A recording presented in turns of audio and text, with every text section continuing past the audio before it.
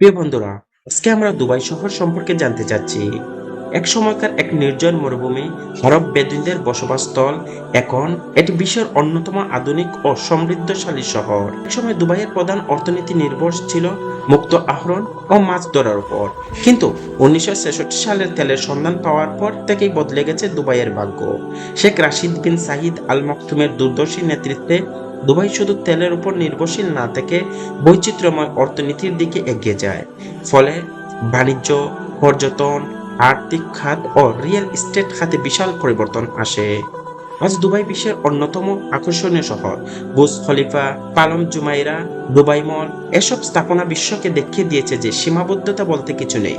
বিশ্বের বৃহত্তম বিমানবন্দর দুবাই ইন্টারন্যাশনাল বিশ্বের অন্যতম ব্যস্ততম বিমানবন্দর হিসাবে ইতিমধ্যে পরিচিতি লাভ করেছে। শুধু বিলাসিতা নয়, দুবাই শিক্ষা ও গবেষণার ক্ষেত্রেও বিপ্লব ঘটিয়েছে।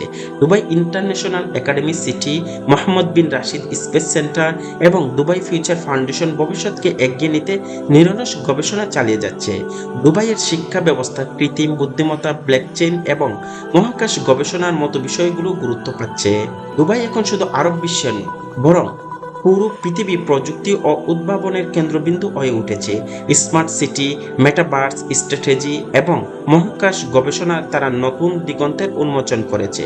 এআই চালিত সরকারি সেবা, স্বয়ংক্রিয় পরিবর্তন এবং ডিজিটাল মুদ্রা ব্যবস্থাপনায় দুবাই এশিয়ার মধ্যে প্রথম স্থান অধিকার করেছে এবং নতুন দৃষ্টান্ত স্থাপন করেছে। দুবাই তার পরিবেশ বান্ধব প্রকল্পগুলিতেও দৃষ্টান্ত স্থাপন করেছে। সৌরশক্তি নির্ভর বিদ্যুৎ উৎপাদন কেন্দ্র, সবুজ স্থাপত্য এবং 2050 সালের মধ্যে কার্বন নিরপেক্ষ হওয়ার লক্ষ্য নিয়ে এগিয়ে যাচ্ছে। একটা ছোট মরুভূমির শহর কিভাবে বিশ্বের অর্থনীতির প্রাণকেন্দ্রে পরিণত হলো? এর উত্তর সঠিক নেতৃত্ব, দৃষ্টিভঙ্গি এবং নিরলস প্রচেষ্টা। দুবাই এক গল্প, এক অনুপ্রেরণা, যেখান থেকে আমরা শিখতে পারি স্বপ্ন যদি বড় হয়, পরিশ্রম যদি অবিরাম হয়, তবে অসম্ভব বলে কিছু নেই।